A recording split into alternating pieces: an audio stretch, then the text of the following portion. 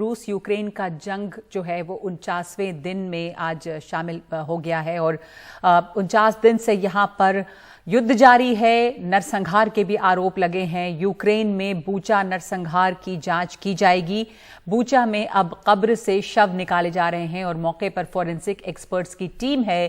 कई दिन रूस के कब्जे में था ये शहर बूचा। पूरी प्रक्रिया की वीडियो रिकॉर्डिंग हो रही है और ड्रोन कैमरे से भी वीडियोग्राफी हो रही है। रूस पर बूचा में नरसंहार करने का आरोप है। यूक्रेन के राष्ट्रपति वोलोदिमिर ज़ेलेंस्की ने इस मामले में ट्वीट भी किया है और कहा है कि बिना अतिरिक्त हथियारों के ये युद्ध अनंत हत्याओं का सिलसिला बन जाएगा जो कष्ट, आपदा और तबाही फैलाएगा। मारियुपोल, बूचा, क्रामातोर्स्क ये सूची बढ़ती रहेगी। रूस को यूक्रेन के सिवा भारी हथियारों के साथ कोई नहीं रोकेगा।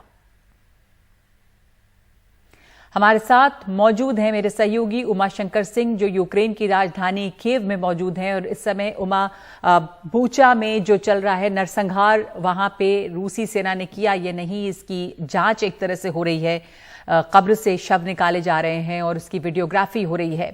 तो वहां पे ज़ेलेंस्की की बार बार ये अपील भी आती रहती है कि दूसरे देश जो है मदद करें और असलाह के साथ। इस समय बूचा से क्या आप और जानकारी दे सकते हैं हमें?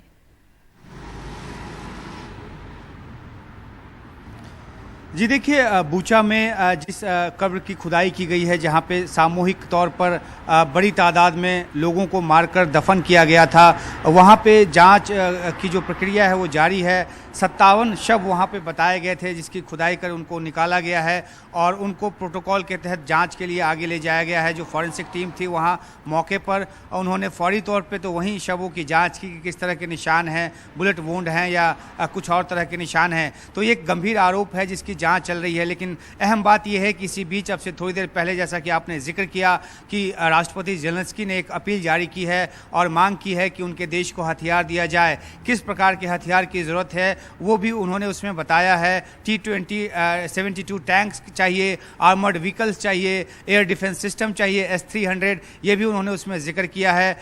लड़ाकू विमान चाहिए ये भी उन्होंने कहा है और उनका कहना है कि इसी के बूते रूस को रोका जा सकता है। जब हम बूचा से आ रहे थे नगमा, तो रास्ते में हमने दर्जनों की तादाद में आर्मर्ड व्हीकल्स और जो टैंक है रूसी उसको जली हालत में देखा, पूरी तरह से तबाह हालत में देखा। तो यूक्रेनी सेना ने काफ़ी ज़बरदस्त तरीके से टक्कर दी रूसी सैनिकों को और इसी वजह से कीव शहर में वो घुस नहीं पाए और उनको वापस जो आउटस्कर्ट्स है उससे ही लौटना पड़ा। जो बूचा शहर है वो यहाँ से तकरीबन 40 से 50 किलोमीटर दूर है और वहाँ पे रूसी सैनिकों का जमा बड़ा बहुत दिनों तक, कई हफ्तों तक वहाँ पे था और जाते जाते उन्होंने मैसेकर किया, इस तरह का आरोप यूक्रेन की तरफ से लगाया गया है। इस बात को लेकर भी खासा एक विवाद है क्योंकि रूस ये कह रहा है कि उसकी तरफ से नहीं किया गया, लेकिन सैटेलाइट इमेजरी जो है या फिर जो कार के जरिए वहाँ पे पहला जो वीडियो आया था उसके मिलान के जरिए बात साबित होती है कि रूसी सैनिकों के रहते ही 19 मार्च के आसपास इस हत्याकांड को अंजाम दिया गया।